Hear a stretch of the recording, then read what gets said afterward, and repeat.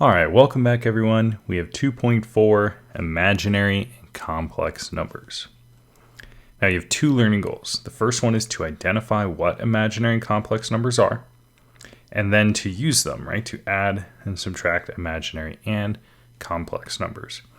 Now we're going to start, after this page with a couple warm-ups to really introduce these concepts so we fully understand them.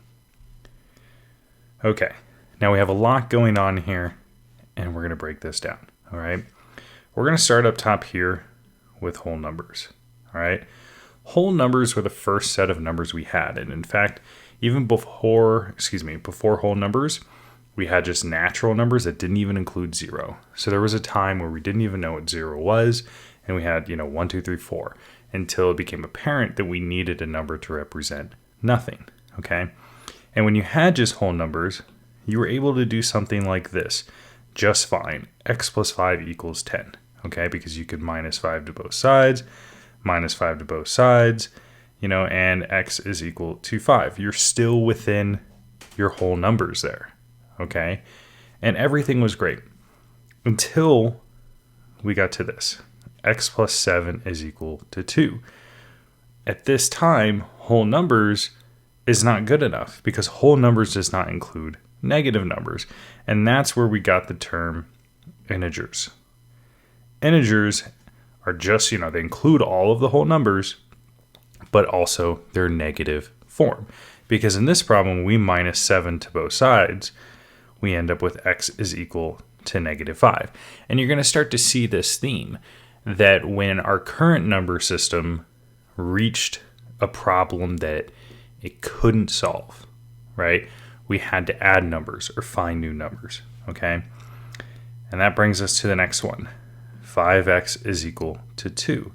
When we solve this one, we divide by 5 to both sides, and we get x is equal to 2 over 5. Well, that's not an integer. That's not a whole number.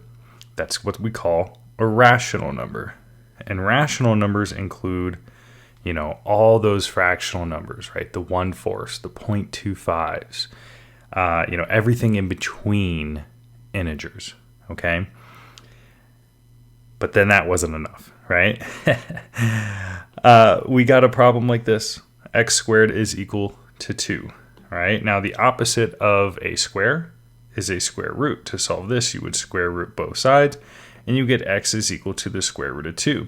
Now, the reason why we leave that as the square root of 2 is if I were to put this into a calculator, you would get a number. It'd be like 1 point, and it would just keep going on and on and on and on, and that decimal would never, ever end, okay? And that's where we got irrational numbers from. Now, in my example, I put 1.66, but I meant to put a line over that. These are numbers with, an infinite fractional piece, and we call them irrational because if you think about that, a number that has infinite numbers within it is hard to wrap your mind around, so we call it irrational, and we generally end up just cutting those off, okay? And so up to this point, you probably have seen all of these number systems, okay? And that brings us to imaginary. There are types of equations where all those four number systems above cannot solve it. And that's this x squared is equal to negative 1. When you take the square of x squared, and then you do it to the other side, you end up with the square root of negative 1. And you might be thinking, well, that's fine. But in reality, you cannot take the square root of a negative number. So we had to create this thing called imaginary numbers, and we reference it with I, okay? Now you're going to see starting in this lesson and in future lessons that by accepting that imaginary numbers exist, we're able to solve problems that we couldn't solve before. Now, you probably are confused by this square root of negative 1 here. And you're probably wondering, well, wait a minute. Why can't we do that? Okay. So let's break that down a little bit more. I just wanted to show you kind of how we get, these new number systems. And believe it or not, there are more number systems than you're seeing here. Okay. So the way you should think of your numbers now is you should think that there's real ones, which was your whole numbers, your integers, your rational, and your irrational are all real numbers. And now we have a new category of imaginary numbers. So your real numbers are a value that represent a quantity along a continuous line. And what we mean by continuous line is the stuff that you've been doing when you graph single, variables and multivariables. When you put something on a number line like this, and we can place it, and it's continuous, there's values in between, those are real numbers, okay? Now, imaginary number is a number of the form b times I, where b does not equal 0. And what we mean by that is you can have I, 3i, a lot of different forms, okay? And I is actually, we set that equal to a certain number, and I'm going to show you that right now, okay? So let's prove the need for imaginary numbers, okay? Let's take this example, the square root of 16. We know when we take the square root of a number, we are looking for a number that we multiplied with itself, right? So we know that 4 times 4 is 16, so the square root of 16 is 4. But that's not entirely true, right? Because just like 4 times 4 gives you 16, negative 4 times negative 4 gives you 16. We have two numbers that we can multiply with themselves to get there. So you probably in time have gone that the square root of 16 is 4, and your teachers have been very happy with that. But from this point on, you need to say plus or minus 4, because it could be either of them. But notice something here. In each of these situations, when you had the same exact number multiplying with itself, we got a positive. Because a positive times a positive is a positive. A negative times a negative is a positive. You cannot mix. You cannot say one of the answers is 4 times negative 4, because those are completely different numbers. And if you put them on a number line, they would be in completely different places. So then, let me zoom in for you guys. If I take this same problem, but I make it a negative, I say negative 16. What is the square root of negative 16? You might be tempted to say 4, but remember, 4 times 4 is 16. You might be tempted to say negative 4, but negative 4 times negative 4 is 16. You might be tempted to say, well, it's 4 and negative 4, but those are not the same. So we run into an issue here. This is the type of problem where we need to accept that an imaginary number exists, okay? And so we make I equal to the square root of negative 1. So I'm going to say 16 times negative 1, okay? And we could do the square root of 16. We saw that. That's 4. And you would be left with the square root of negative 1 inside still. But we're just going to call it I. This is for I, okay? So I is the same thing as the square root of negative 1, okay? Now, this is a lot, okay? It's definitely a lot. It's definitely new. So let's just look at it one more time. If I take the square root of negative 4, okay, jumping to the answer, we would say that's 2i, okay? Because the square root of 4 is 2. We wrap that square root of negative 1 as just I, okay? All right. So we're going to break this down and look at what happens when we take an imaginary number and raise it to the power. So when you do I to the power of 0, you get 1, and that's simply because anything to the power of 0 is 1, okay? Now when we get to I to the power of 1, we like to say that just I as itself is the square root of negative 1. And the reason why we say it's the square root of negative 1 is because, again, if you have the square root of negative 16, we want to say this is the same thing as 16 times negative 1, so that we can deal with the 16 and then just leave the negative 1 in the square root, okay? But instead of just writing the square root of negative 1 every time, we're going to write our imaginary number I, okay? So I and the square root of negative 1 are the same thing. Okay, now we get I to the power of 2. Well, when you square something, you're saying that you're multiplying that thing twice. So I times I. But we just said that I is the same thing as the square root of negative 1. So we could write this as the square root of negative 1 times the square root of negative 1, which brings us to negative 1. Okay? So I squared is synonymous with negative 1. Okay? And when we get to I to the power of 3, we have I times I times I, right? We have 3 i's being multiplied. And this is where we can start pulling from our previous stuff. Well, wait a minute. 2 i's being multiplied is the same thing as I squared. And we know that I squared is equal to -1. So we can write those first 2 i's being multiplied as -1, and then the other one times I, right? But we also know that I is the same thing as the square root of -1. So that's -1 times the square root of -1, okay? And, now we're actually going to backstep. Well, let's just write the square root of -1 as I. So -1 times I gives you -I, okay? Now, I know this is looking super complicated, right? And, how we traverse through this, if these were regular numbers, I'm sure that you would see exactly the logic that's going along here, okay? This will start to click the more you see imaginary numbers. For now, focus more on knowing these, okay? That those are synonymous with the other powers, okay? So I to the power 1 is the square root of -1. I to the power 2 is the square root, or is just -1. I to the power 3 is -I. And then we get to 4. I to the power of 4. And you remember, that's I times I times I times I. And that means we have 2 I squareds, right? So we can write that as I squared times I squared.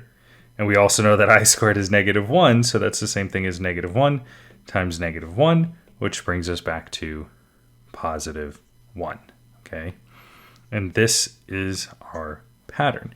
If we start to go up to 5, and I were to go I to the power 5, well, then we could start looking at it as I to the power 4 times I, and I to the power 4 is 1, and therefore it doesn't even matter. We're just back to I, which is back to the square root of -1. What you're going to notice is this pattern repeats every 4. So I to the power of 5 is the same thing as I to the power 1. I to the power 6, I to the power 7, I to the power 8, and so forth. We can keep going. I to the power of 9, I to the power of 10, I to the power of 11, I to the power of 12, and just keep going, and we're going to see this pattern. So if we see something like I to the power of 63, we could just divide it by 4, look at its remainder, and see if it is a negative square root of -1, is it -1, -I, or 1, okay? And we're going to dive more into that, all right? And we're going to do that right now. We have a bunch of examples. Let's rip off all 7 of these, okay? So the first one is the square root of -49, okay? Remember, that's the same thing as saying the square root of 49 times -1. The square root of 49 is 7. The square root of -1 we write as I. So the square root of -49 is 7I. Here we have a negative on the outside, so we'll deal with that after, right? Same thing as, 121, square root of 121 times -1. There's a negative on the outside. It becomes -11I, because the square root of 121 is 11. Negative on the outside multiplied in, so forth. All right, now we have 6 times the square root of 16. The square root of 16 separated with -1. The square root of 16 is 4. So we have 6 times 4 times I. We end up with 24I. Okay, I'm trying to keep things separated so that we can understand them. But when you get to these, you can jump. When you see the square root of a negative number, you could jump right into saying the number with I. Okay, but there's an important, little recap here, especially for these two right here. Deal with the radical first, then apply it to whatever's on the outside. Okay, so notice how we dealt with the square root of -16. We found that that's 4I, and then we multiply with 6. So deal with all that stuff after. Okay. Now here we get to, these much, much bigger I to the powers, right, that you haven't seen yet, okay? But we remember that pattern from the previous page, and that's the important part. Find the nearest number that 4 goes into, and then you can look at the remainder, all right? So let me be a little bit more clear here, okay? When I look at the number 50, I know that 4 cannot go into 50, right? But then I start thinking, well, 4 can go into 48, okay? And 4 can go into 48 12 times. So I'm just going to take that 48 away, right? So we're left with 2 spaces. So I to the power 50 is the same thing as I squared, okay? Now let me touch on that one more time, okay? 50 divided by 4 is the same thing as 12 remainder 2. Because 4 times 12 is 48. There's 2 left over. That remainder is how we get that squared, okay? Now, because I know it's I to the power of 2, on the last page we saw those breakdowns, so let me write them up top again. Or actually, I'll write them down here. I is the same thing as the square root of negative 1. I squared is the same thing as negative 1. I cubed is the same thing as negative I. And I to the power 4 is the same thing as 1. Okay, just to refresh your memory. So we see I squared. We know that's negative 1. So that's our answer, negative 1. So I to the power of 50 is negative 1. Okay. Now looking at 4i to the power of 77. Same thing. Divide by 4. And it might take you a little bit longer to start to see and remember all the numbers that divide out by 4. But I know that 76 is divisible by 4. Okay. Which, if that's true, that means that there's a remainder of 1 after that. So that's the same thing as saying 4 times I to the power of 1. I to the power of 1 is the same thing as the square root of negative 1. But when we get to that, we just like to write it as 4i. Okay? Now, negative 6 times I to the power of 103. 4 can go into 100. Whoa! Okay. 4 can go into 100 perfectly, right? 25 times. We're left over with a remainder of 3. So that means we really have negative 6 times I to the power of 3. I to the power of 3 is the same thing as negative I. So this really becomes negative times a negative. We get 6i. Okay? In fact, let me write that set. Negative 6 times negative I. Negative times a negative is positive. We get 6i. Okay. Now the last one is I to the power of 64. When you get I to the power of 64, well, 64 can be divided by 4 perfectly, right? And because it can be divided by 4 perfectly, that's the same thing as saying I to the power of 4 or I to the power of 0, because those both have the same answer. If you remember on the last page, I to the power of 0 is 1, I to the power of 4 is 1. There's that pattern, so we get just 1. Okay?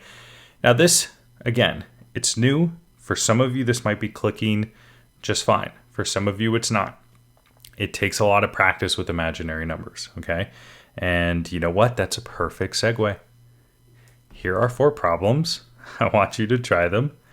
And I'm going to have the Ed Puzzle pause and get each of these separately, okay? So first, try the square root of negative 36. I'll come back and do it, and then you'll try the next one, the next one, the next one. Okay, so hopefully you tried the square root of negative 36. That is, remember, square root of 36 times negative 1. The square root of 36 is 6. We still have the negative 1. We write it as I. So hopefully you got 6i. Now, try the next one. This right here. Negative 2 times the square root of negative 81. I'll give you guys a little bit of time, and then I'll go over this one. Okay, hopefully you got that. Remember, the square root of 81 is 9. We're left with the negative 1, so that's 9i. But we still have to multiply by negative 2, so we get negative 18i. Okay, now try I to the power of 49. Okay, hopefully you've given it a try. We look at 49, we divide it by 4, or you can think of the nearest number, right? 4 goes into 48 12 times. We have a remainder of 1. So that's the same thing as saying I to the power of 1, which is the same thing as saying square root of negative 1, but we just like to write that as, I. Sorry, I like to write that as I. Okay, now try I to the power of 36. Okay, hopefully you gave that a try. I to the power of 36. 36 divided by 4 is 9. It goes in evenly, no remainder. It's the same thing as I to the power 0 or I to the power 4, which both give you 1. Okay, so hopefully you guys got this. If not, we will keep trying. Okay. All right, let's talk about complex number. You saw in that title, imaginary and complex numbers.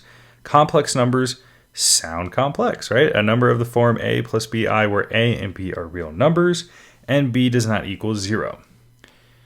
Do not overthink this, okay? A complex number is a mixture of real numbers and imaginary numbers. So 2 plus 3i is a complex number.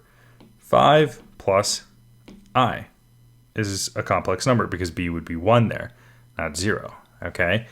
So we're basically saying that we're trying to take a real number and add it with an imaginary number, and that's what makes it complex. We need to be able to work with these. And in this lesson, we're really going to just be focusing on adding them and subtracting them and combining like terms. Treat them like any other variable. If I were to look at this first problem here at the top, I'm going to treat I like it's an x. It's a number whose value I don't really understand, so I'm just going to keep it there, all right? Now, because I'm adding these two binomials, well, when I say plus, and in parentheses, we put negative 6 plus 5i, well, that doesn't change the value of negative 6 plus 5i. So we can drop all those parentheses, and we can combine like terms. I'm going to start with my real numbers. I see negative 6 and negative 1. I combine those, I'm with negative 7. And then I'm going to focus on my imaginary numbers. I have 6i, and I have 5i. Well, that's 11i. And you're done. And simplifying with imaginary numbers, when we start using them in actual problems, you will have to start simplifying them. Now, the only thing you need to be careful of, and the thing that I see students make a lot of errors, is when they look at addition, like, oh, boom, just drop the parentheses, cool. But with subtraction, that's not necessarily true. With subtraction, if you just drop the parentheses, then you here would only have minus 8 and then minus 7i, but that's not true. This is minus 8 and then minus 7i, because that minus has to be applied to both of those terms. So you need to distribute that. So I can drop the parentheses on the first one because there's nothing in front of it. I get negative 2 minus 6i minus 8 plus 7i because of the minus. And then I can simplify. I focus on my real numbers. I end up with negative 10. And then I focus on my imaginary. Negative 6i plus 7i is just I. And that's it.